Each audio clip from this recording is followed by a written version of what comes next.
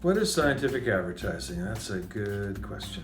Well, it emanates from a book that was written in 1923 by a guy named Claude Hopkins. And most, if not all, of the existing marketing books that you can get at the bookstore today or after the last 40, 50 years emanate from that core book. It's 56 pages, and you can buy it or get it for free through the Gutenberg Press online.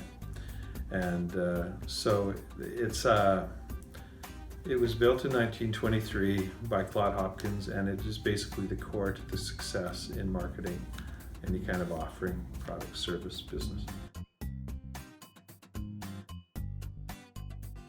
Well, the core premise of the book and the takeaway that people can use today is that advertising should be treated as if it's a salesperson that is part of the sales meetings that have metrics attached, performance metrics that are required to help drive revenue. So it's really interesting because marketing or advertising has always been seen in a different light as some separate vehicle that doesn't really mesh that well with what the poor salespeople need to help them drive sales. So I guess the question is, if you accept that notion that advertising should be like the salespeople, the question is this: do you take your salesperson and do you dress them up as a clown? Do you give them a bunch of idiotic jokes to tell when they're out selling? Do you have them communicate in some childish, weaving, obtuse manner? Do you have your salespeople fracturing people's attention by having them looking at multiple things? No, you don't.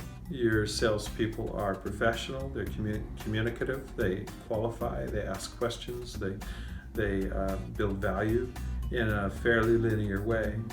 And so the point I'm making is that advertising tends to rely on gimmicks and silliness and obtuse things that are difficult to grab and understand in small periods of time. And this is the failing of much advertising out in the market.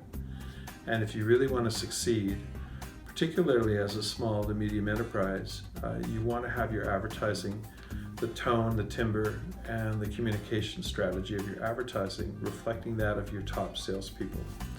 So that would essentially be the premise of the learning from that book.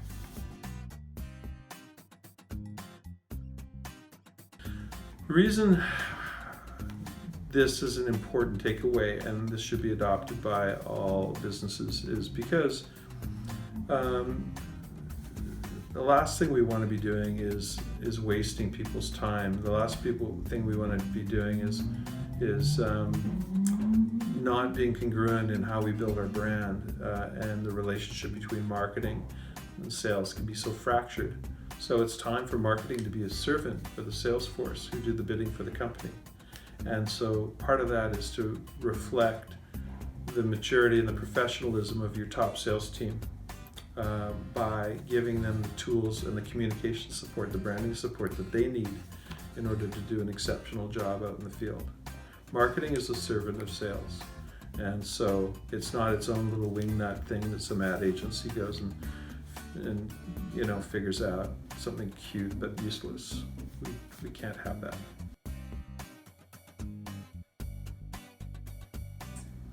My final thought is go review all your advertising and see if it's congruent with your top salespeople.